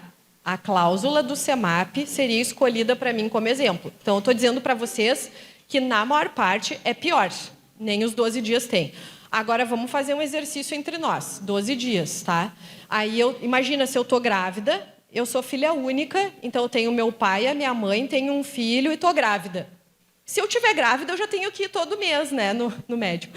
Então, assim, e aí eu tô tudo naquele pacote ali, porque tu não vê cláusulas de lactante, gestante, sabe? Não te soma tudo. Então, isso também é uma coisa para vocês pensarem, como é que dá para aprimorar. Outra coisa é imaginar, tipo, tem que levar toda essa gente para fazer vacina, eu tenho, né? E ainda tem essa questão que se o pai e a mãe tiver naquela entidade, né, enfim, só um ganha, né? Aqui é uma prática legal, assim, é 50% para cada um. Tu já bota o cara na obriga de também fazer uma parte dele. Nós pensar nisso na hora de elaborar a cláusula, entendeu? O que a gente pode dividir entre homem e mulher, né? Porque deixando aqui, ó, na eventualidade de tanto o pai quanto a mãe serem empregados, sabem que é a mãe que vai fazer, né? Não vai ter pai que vai participar disso aí, que vai querer esse benefício. Pode passar. Férias. Isso é uma coisa também que eu não identifiquei nas negociações do SEMAP, que é essa previsão, e essa é até comum, tá, gente? Empresas garantirem, por ocasião das férias, né, aqueles trabalhadores estudantes ou que têm filhos em período que ainda estão na escola, que tenham prioridade para tirar férias junto com os filhos, né? Porque como férias é uma concessão do empregador, embora, se for para fracionar, tem que consultar o empregado, é uma prerrogativa do empregador, ele pode dizer quando é que tu vai tirar. É muito importante isso aqui. Porque é isso, aí a pessoa não tem onde deixar o filho, a mulher, né? Faz o quê? Porque a creche fecha, se depende da creche pública, vai ter um mês que fecha. Então, é imprescindível, uma cláusula importantíssima. E a licença paternidade, né, que as negociações do SEMAP têm, normalmente até o limite do que está previsto no programa Empresa Cidadã, né? E agora com essa notícia maravilhosa, né, que vai ser 30 dias, né, a licença paternidade que foi aprovada, então não vai estar mais vinculado, né? Provavelmente o programa Empresa Cidadã também vai ter que ser atualizado, porque o programa Empresa Cidadã, as empresas não têm ônus, né, gente? Lembrando que eles abatem lá no imposto de renda, então não é empresa dando favor, é empresa só fazendo o que está na lei ali, negociando, e que a gente sabe que tem muitas que não fazem nem isso. Mas agora eu botei aqui porque é uma cláusula que prevê, já previa, né, antes da aprovação da lei 60 dias de paternidade, mas que agora surge mais um motor, né, para vocês, com a nova lei, avançar nisso. Pode passar, Jean. Reembolso de empregado que tenha filho com necessidades especiais, tá? Também não é uma coisa que aparece nas convenções do SEMAP. E isso é comum, até porque é residual o número de pessoas, né, que tem, e é uma situação muito, muito delicada, e é as mulheres que fazem isso, tá, gente? Então, isso é legal. E material escolar também não tem, né, nas convenções do SEMAP, mas cada vez mais a gente vê auxílios, porque isso está cada vez mais caro, cada vez mais insustentável para o trabalhador bancar. Pode passar, já. Estabilidade do pai. Olha só, nós vamos lutar para ter estabilidade do pai também. Por quê? Isso é também um motivo de discriminar as mulheres, né? Porque eu não fico com a mulher, eu não promovo a mulher, eu não contrato a mulher, porque imagina, depois ainda tenho que ela fica estável, né? É assim que o empregador pensa. Então, não, nós queremos estabilidade para todos, né? Que todos possam contar com isso para não haver discriminação. E aqui eu deixei as cláusulas ali que estão, né? Isso não é tão comum, mas existem várias negociações conquistadas pelos sindicatos. Pode passar, Jean. Gestantes e lactantes, né? Essa questão de férias também, as gestantes terem prioridade, né? Estabilidade, estender, né, a estabilidade da gestante. E a questão do local de trabalho, que tem uma convenção que tem, né? Mas as outras todas não têm, de quando ela precisa ser realocada, né, por uma questão de local, enfim, exposição, que ela possa contar com isso, pode passar, Jean. E cada vez as mulheres têm menos filho, então não é tão recorrente, né? É uma coisa que dá para voltar. As empresas que têm o trabalho remoto, né? Uma previsão de que as que estão gestante possam contar se ela já trabalha híbrido. Porque não dá, né? Que às vezes não, o empregador faz só para complicar que não tem, né? Então não bota na convenção, né? Para garantir que não vai ter uma perseguição, às vezes uma chefia que fica, agora engravidou, fica, né? Pega no pé daquele trabalhador, então que elas possam contar, né? Com esse período e quando estão amamentando também, porque fica uma situação mais confortável em função dos deslocamentos, né? E afastar dos locais insalubres também. Essas questões eu não vi nenhuma convenção do CEMAP, tá? Pode passar, Jean. Auxílio educação, vocês têm. Dá para melhorar, né? Eu acho que tem umas terminologias antigas ali que vocês deixam, né? Babá, não sei o quê, né? Tipo, não, vamos tentar dar uma generalizada, né? Homem e mulher faz esse papel. Tem essa questão da comprovação, né? Muitas negociações ali prevê um comprovante de pagamento, né? Só que como que acontece na sociedade? Cada vez mais quem está fazendo esse trabalho é a avó, que já é aposentada, então não vai pagar o INSS, tu não vai assinar a carteira, senão tu e aí não alcança o benefício, né? Porque não tem. Então, o que dá para flexibilizar ali de não exigir a comprovação, de dar aquele valor para todos, né? Ou pelo menos não exigir naqueles termos que está ali, sabe? Dá para melhorar a cláusula, né? Pode passar. E bom, gente, é isso. Terminando, né, com essa questão que a representatividade de mulheres em espaços decisórios se mostra um importante elemento para o avanço no combate às desigualdades no ambiente de trabalho, tanto nas posições de gestão, como dentro das empresas, como também nas diretorias de entidades sindicais, né? Inclusive na composição desses grupos de dirigentes sindicais que atuam nas mesas de negociação, né? Então, assim, a mulher tem um lugar de fala, a gente precisa dos homens sabendo, conhecendo, com argumentos firmes sobre tudo que a gente falou aqui, mas a gente também precisa cada vez mais ocupar os espaços, né? E eu fico aqui agora para ouvir as contribuições e ser útil no que for possível. Obrigada, gente.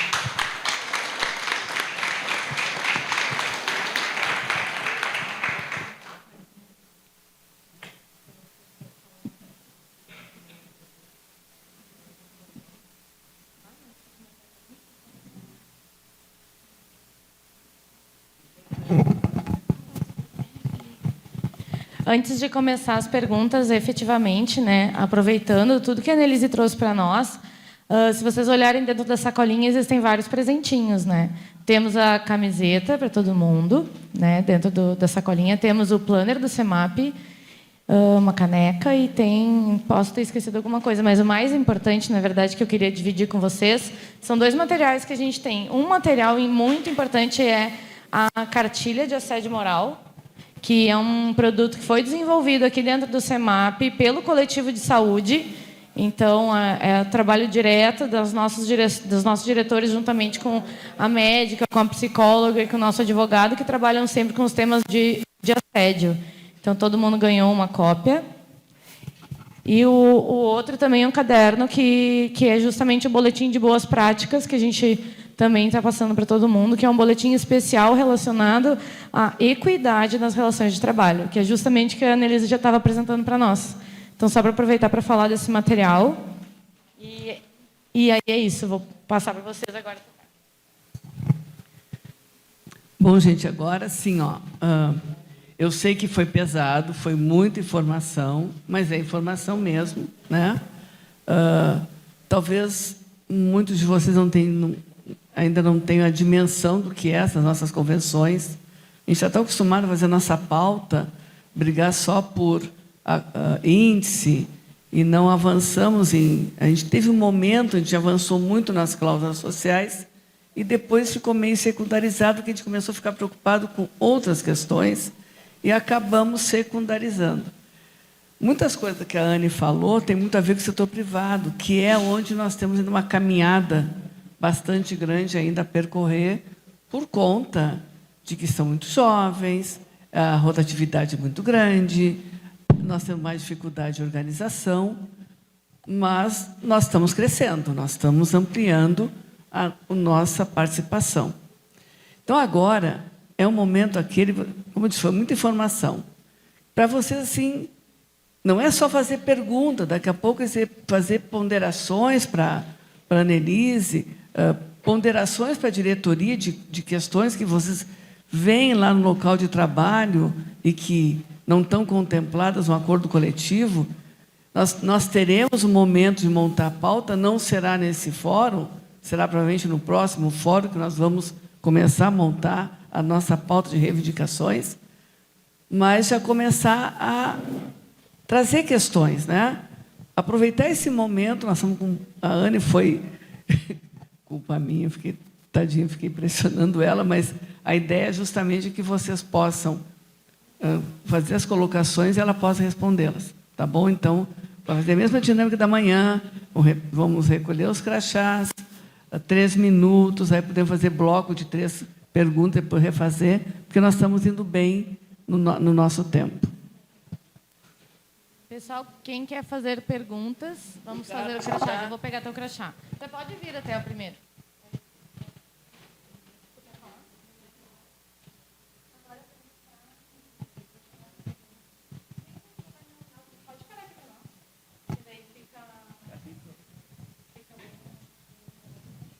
Boa tarde, Evandro, da Emater.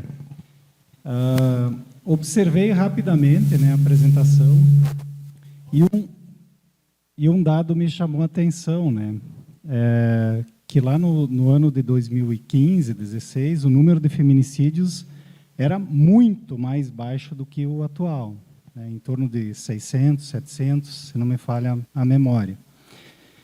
E, depois disso, ele teve um aumento vertiginoso, né?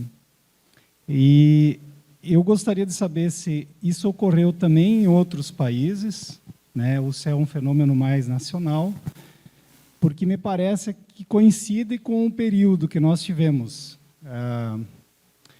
a perseguição e cassação da Dilma, nossa presidente, e também com a expansão do uso das redes sociais, né, do WhatsApp, enfim, que a mentira e essas ideias fascistas se potencializaram sobremaneira, né.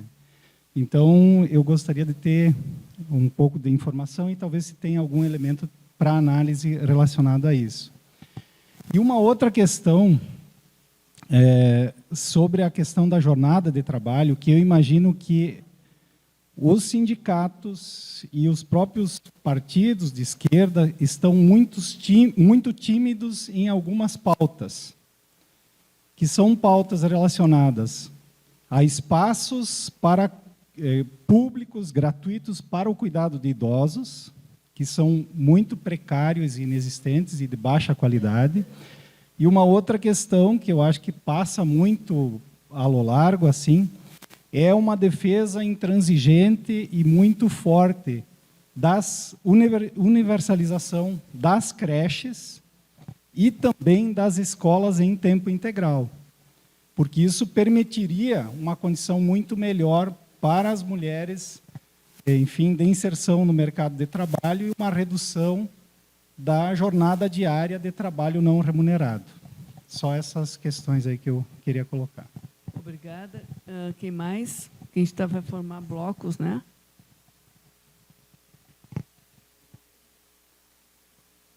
Débora.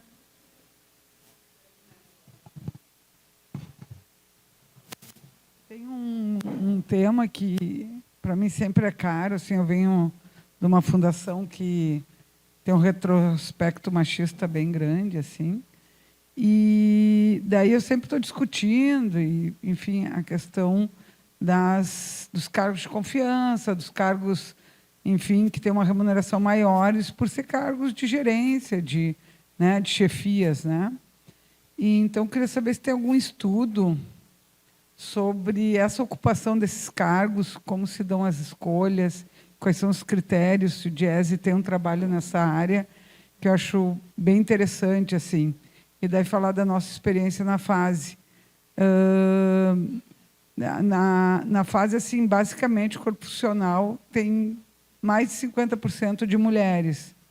Depois do último concurso, que fizeram uma prova seletiva única no Brasil que eu vi, onde obrigaram as mulheres a fazer uma barra para passar, para tentar evitar o recrutamento de mulheres. Nem a Polícia Federal tem isso, viu, gente? De que a mulher tem que fazer uma barra, e na fase as mulheres quiseram ingressar, tiveram que fazer uma barra completa, né? Que a gente diz que não é a barra só de segurança. E a gente viu que isso era realmente motivado só para frear o ingresso de mulheres. Porque nos últimos concursos, que quando não teve tais exigências, basicamente tinha bastante servidoras, principalmente para o cargo de agentes, né?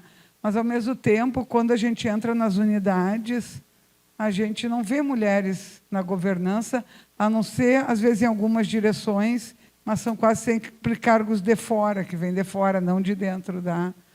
Então, se tem esse estudo, entendeu? E mais, muitas vezes a gente ouve na fase o pessoal falar assim, ah, mas eu convido, elas não querem, né? Então, se tem um estudo sobre esse ambiente propício para a mulher assumir uma chefia. Porque imagina, né, tu já está numa casa, a maioria das casas da fase são masculinas, num ambiente masculinizado. Não vou falar machista, mas vou trazer, né, masculinizado, assim. Daí é um diretor, ou 2 ADs e uma diretora, que quase sempre é política, quando é a mulher, vem da política, então com outro tipo de força, nesse sentido que eu falo. E daí 9 chefes de equipe. Daí vai lá e me convida lá, tu quer ser chefe de equipe? Qual é o ambiente que se tem para isso? Então, é nesse sentido. Qual é o ambiente que as empresas, seja privadas ou públicas, o Diese tem isso? Qual é o ambiente que eles criam para que uma mulher possa, tu tocou ali no tema, né, desenvolver a sua carreira, enfim, ocupar os espaços de poder, e se tem essas marcações nas pesquisas de vocês. Tá? Obrigada.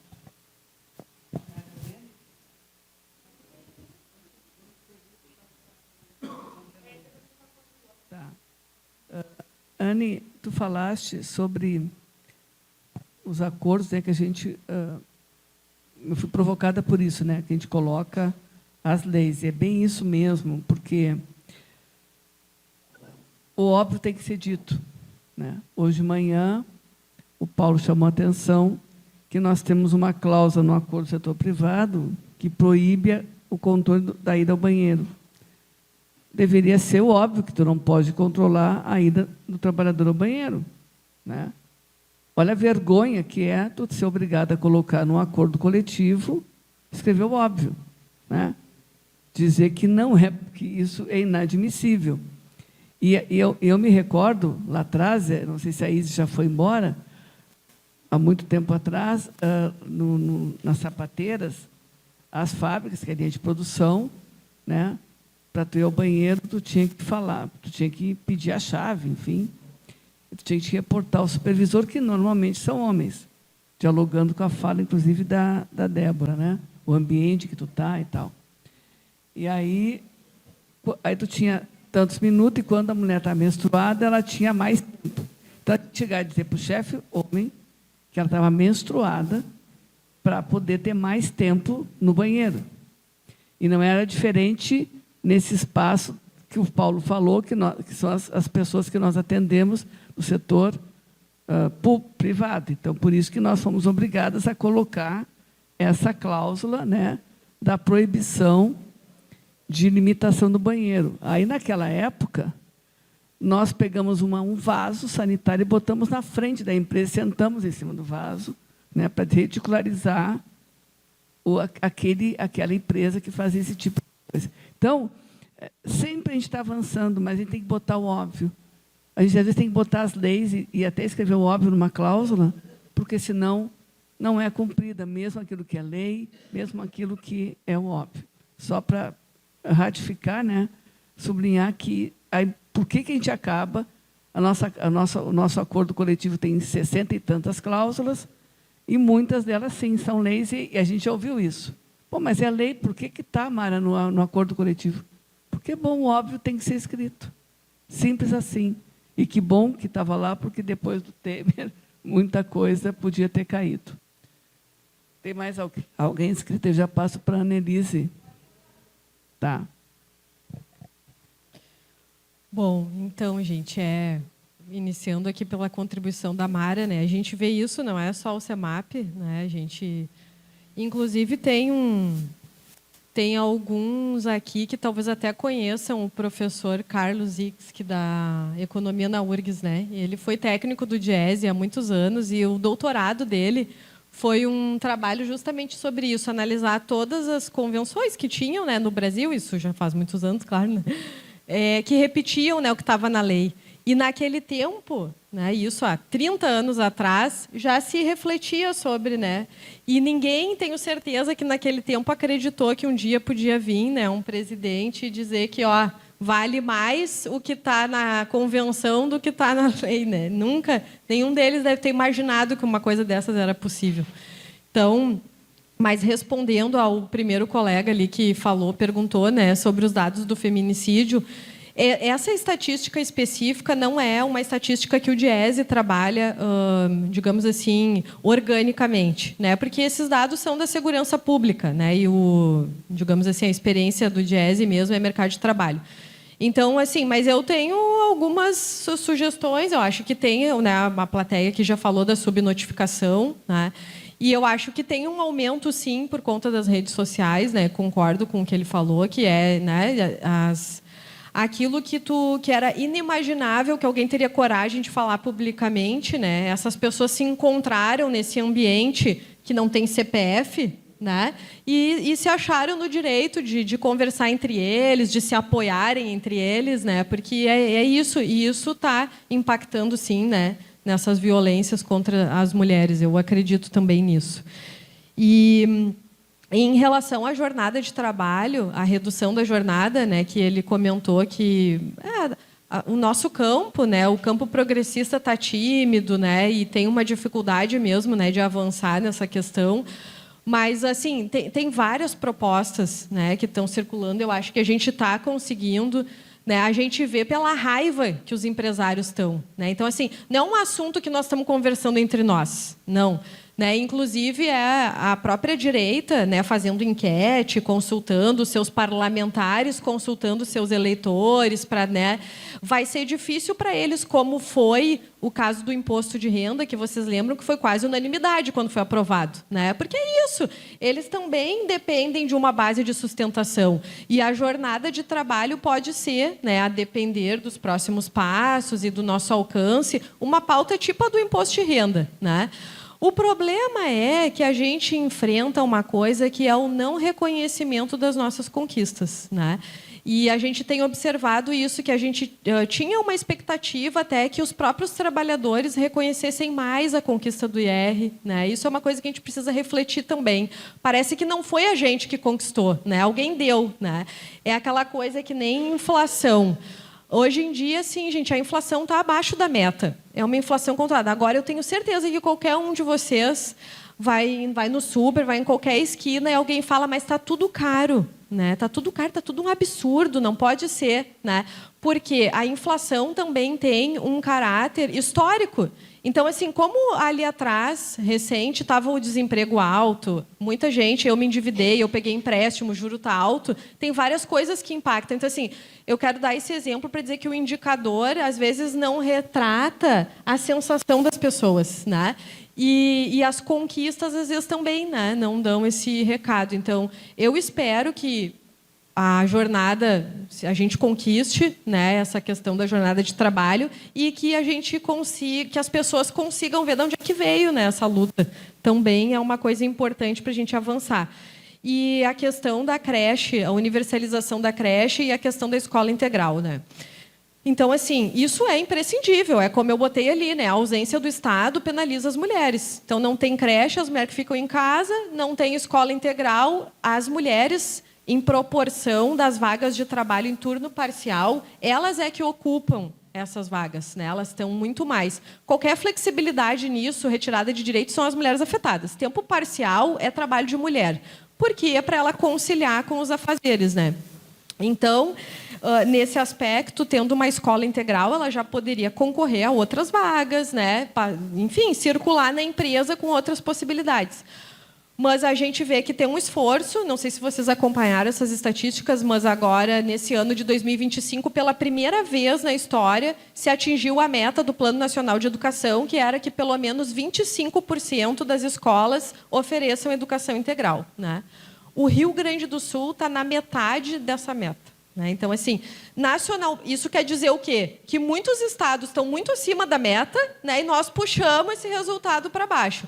Então, o estado do Rio Grande do Sul está muito hoje, 12% só, né, que tem educação integral. Então, a gente também tem uma sensação aqui, e não é só uma sensação, no caso é real, né, que está pior do que em outros lugares do Brasil. Então, acho que esse também é um tema que vai ter que evoluir. Sobre o que a Débora... E a gente tem que pensar, porque é ano de eleição, né? Então, o governo do Estado está aí, a educação está... Embora o governo fale dia e noite que é prioridade, né, totalmente sucateada. E sobre o que a Débora comentou, eu não conheço, Débora, nenhum estudo específico, mas achei bem interessante a tua provocação sobre os CCs, né? Como é que é essa... Mas a gente sabe que é é a forma que eles têm de... Assim, como é que eu vou te falar? Eu não sou contra os CCs, entendeu? E eu explico por quê. Porque a gente elege um programa político que vai ter lá os servidores, vai ter assim... Agora, a velocidade que vai ser dada para a concretude daquele programa político, às vezes, depende de um CC. Né? Então, serve para nós, para o nosso lado, e serve para eles. Né? Uma reflexão assim. Agora, o problema é transformar tudo em CC. Né? Então, assim, tem um percentual mínimo aceitável para que o programa político seja executado. Agora, o que acontece é que tudo vira CC. Né? E sobre essa questão das mulheres não terem oportunidade, sobre essa injustiça na própria seleção, a gente sempre tende a pensar que a elaboração do concurso torna menos desigual para a mulher. Né? Que é isso, tu dá uma homogeneidade na seleção. Mas eu nem sabia se até na prova do concurso da seleção tem, né, a disparidade para privilegiar os homens. Então, só demonstra que a nossa luta é mais complicada ainda do que parece.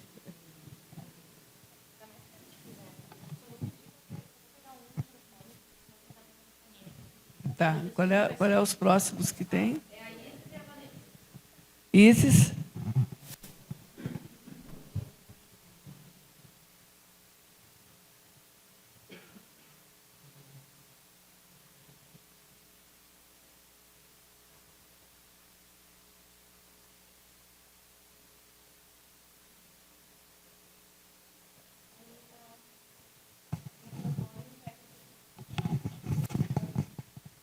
Oi.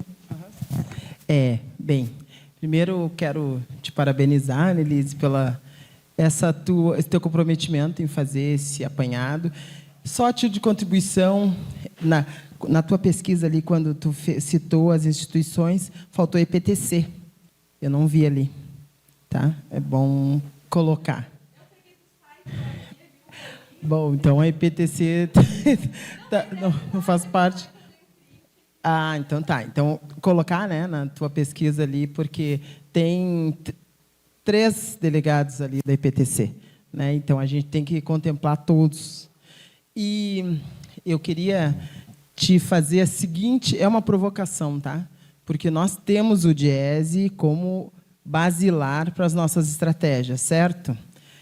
Só que, ali, quando tu coloca a questão da violência das mulheres, tu coloca as mulheres negras ali, 60%, e quando se coloca o rosto, as mulheres negras não aparecem.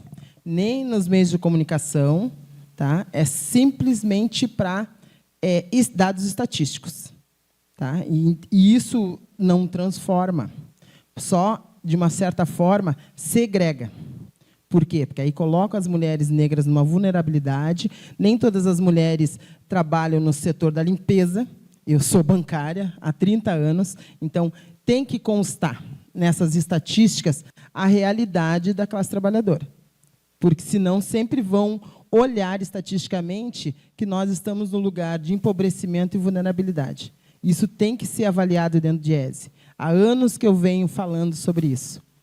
Tá? Porque isso significa apagamento do nosso lugar nos ramos. Tá?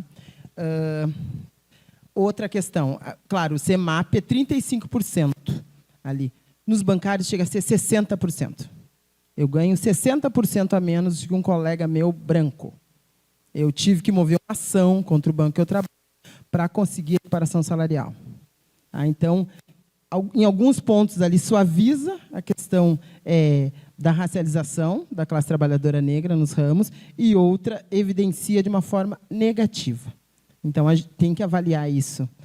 Não sei qual é a coleta de dados que vocês fazem, só que isso acaba sendo tendencioso por um processo natural de empobrecimento da nossa população negra. Nós temos uma classe média negra.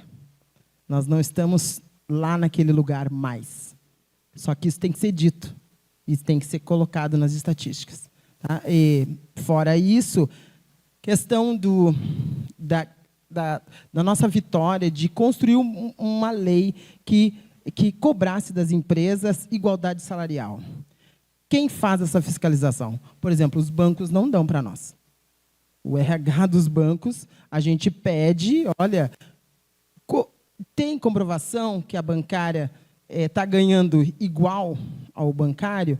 Não. O RH manda se quiser. Aí, nós vamos entrar em campanha salarial agora, na mesa de igualdade de oportunidades, nós vamos tratar sobre isso. Porque uma coisa é dizer, mas aí nós, dentro dos bancos, tanto público como privado, a gente tem a questão das gratificações, das promoções, e ali se evidencia a desigualdade. Que aí as mulheres não recebem, não atingem as metas necessárias, porque elas têm o julgo do cuidado, de não estar totalmente comprometida com o banco, né? E aí o salário diminui, e aí isso impacta na vida econômica das mulheres, que muitas mulheres bancárias são mães solo. A gente teve essa questão do trabalho home office durante a pandemia, e era um desespero das mulheres nos dizer, a gente precisa voltar para o local de trabalho. Eu estou convivendo com o meu agressor, que antes eu não precisava conviver. E aí, o debate do trabalho remoto, ele ficou meio que numa caixinha. Não se avançou nessas questões reais, né? Porque as mulheres sofreram muito durante a pandemia, não só sobre a sobrecarga da empresa, que queria elas ali na frente do computador o tempo inteiro, mas sobre o julgo dos seus agressores dentro dos seus lares, que viraram um setor de trabalho. Né? Então, a importância da gente valorizar o local de trabalho para as mulheres é fundamental. Muitas, e até a mídia, planta que é melhor para mim, desses reality shows de construção, é melhor para mim ampliar, porque eu vejo meu filho na piscina enquanto eu estou trabalhando. Sabe essas coisas bobas que não são realidade? Porque a mulher precisa sair da sua casa para ela se ver como indivíduo que produz. Se ela fica dentro da casa dela, ela não tem essa visão. Ela não consegue se libertar daquela rotina que a consome. Né? Então, acho que a gente tinha que pensar sobre isso, até colocar nas convenções coletivas essa questão do trabalho remoto. Né? E inteligência artificial nem se fala, porque a gente tem uma luta dentro dos bancários para que as mulheres sejam capacitadas na TI, porque a TI é um espaço masculino. Né? Então, a gente tem, através dos coletivos, de fazer com que os bancos promovam inserção das mulheres no espaço de TI. Né? Então, é isso. Tá? Obrigada.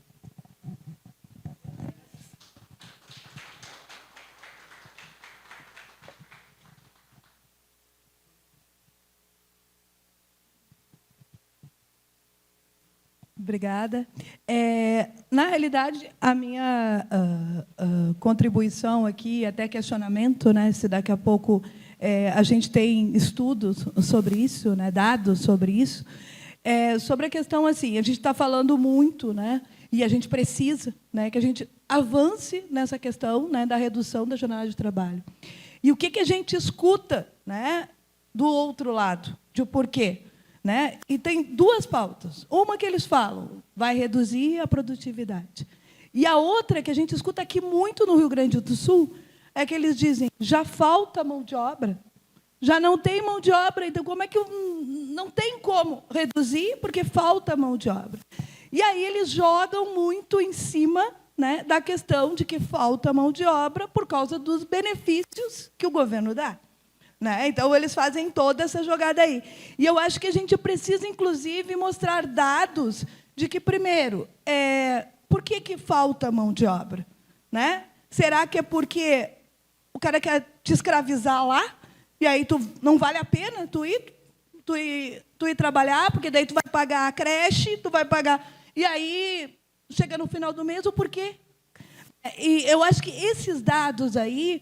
a gente precisa para poder estar mostrando e discutindo e dizendo, não, olha, isso que vocês estão falando não é verdade. Né? Porque, assim, eles, inclusive, vêm com uma outra questão de que, mesmo tu reduzindo a jornada de trabalho, mas eles comparam, mas estão comparando com a Europa. Né? Porque, quando é interessante, eles comparam com a Europa. Quando não é interessante, eles não comparam com a Europa. Estão comparando com a Europa, que é outra situação. É outra... Então... eu acho que essa questão que a gente precisa para poder derrubar isso, né? A questão de produtividade e essa questão de mão de obra, que eles trazem muito isso que reduz a mão de obra, né? Que já não tem mão de obra, por isso tu não pode reduzir também, né? Então é isso. São essas.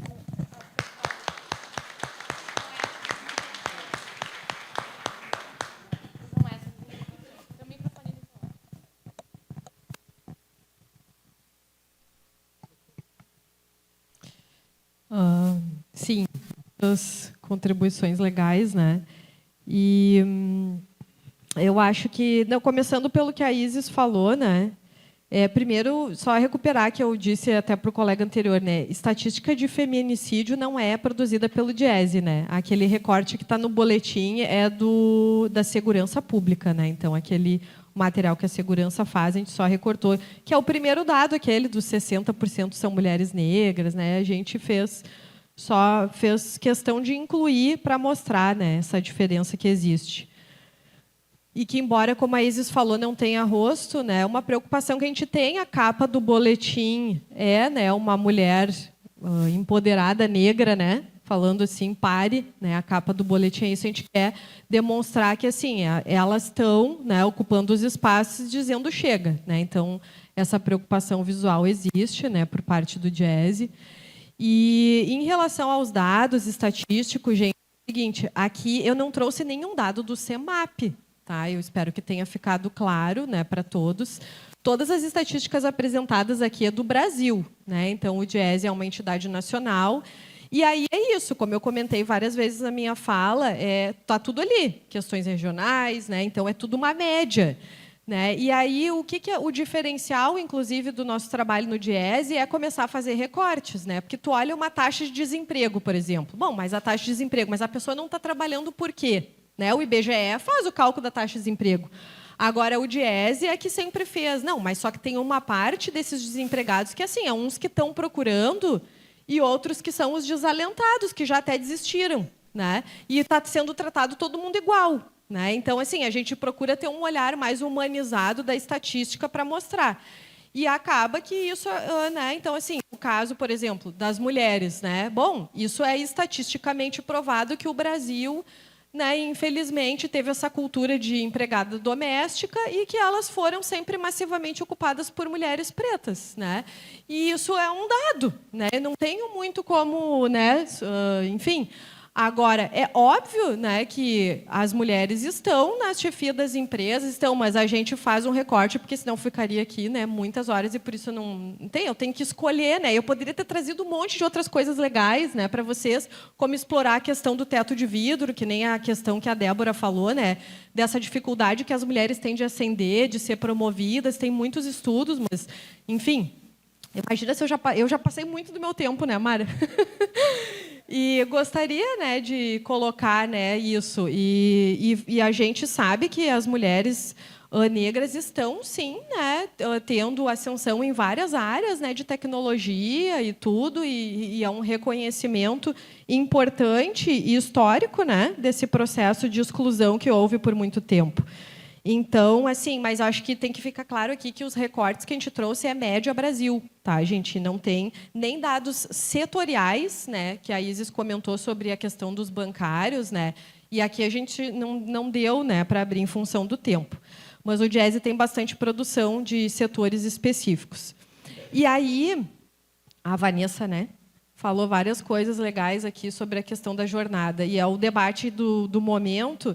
E a gente tem enfrentado isso, mas tem tido muitos estudos, viu, Vanessa, falando. Eu acho esse estudo do IPEA é um estudo bem legal, né, que eu só trouxe um recortezinho ali, né, uma frase. Ele é um estudo de muitas páginas, né, e que mostra, inclusive, e aí olha para a realidade brasileira, né, e é isso que importa para nós, como tu falou, que as empresas que adotaram redução de jornada demonstraram que teve um aumento de prazos na entrega. Então, por exemplo, uma coisa bem simples de medir, né? Eu vou reduzir a carga horária, só que eu tenho um monte de coisa para entregar. Qual é o prazo médio de entrega desses trabalhos, né? Bom, 44% dessas empresas comprovaram que reduziu o prazo médio de entrega, né, do produto, do serviço, da produção, né? Então, olha como é interessante esse dado, ou seja, que desconstrói esse argumento deles que não tem, né, que não tem produtividade, daí vai aumentar muito o custo, porque vai ter que contratar muito mais gente.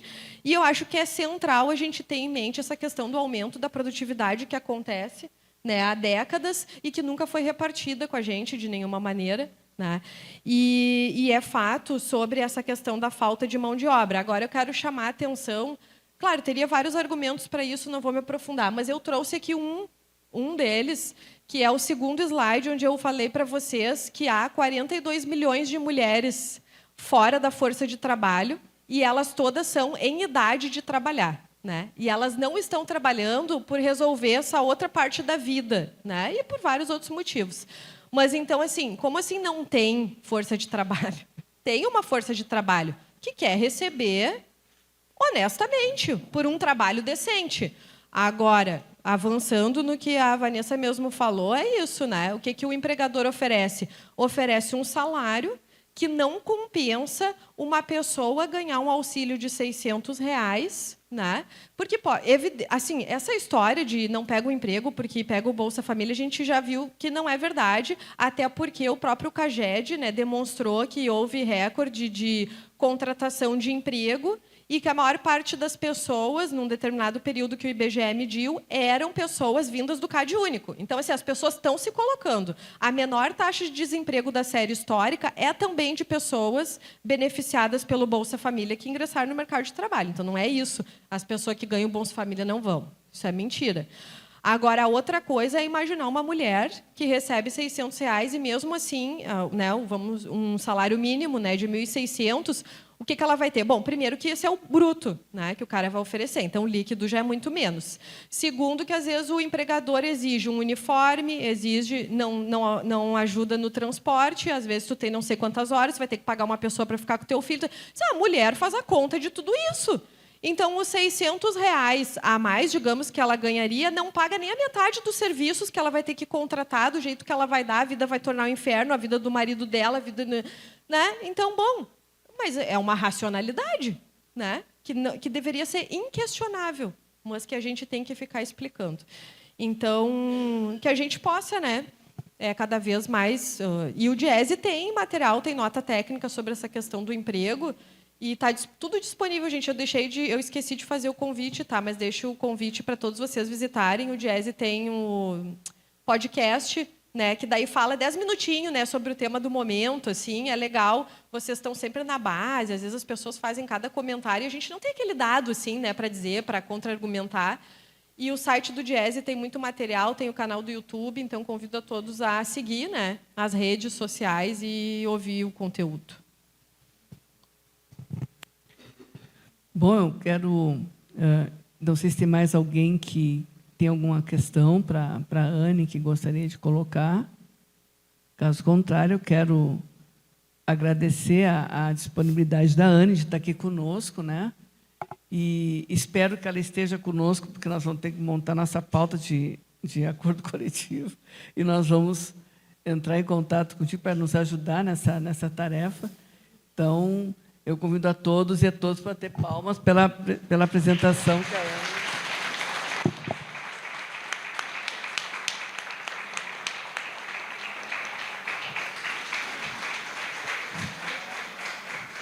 A Anitta.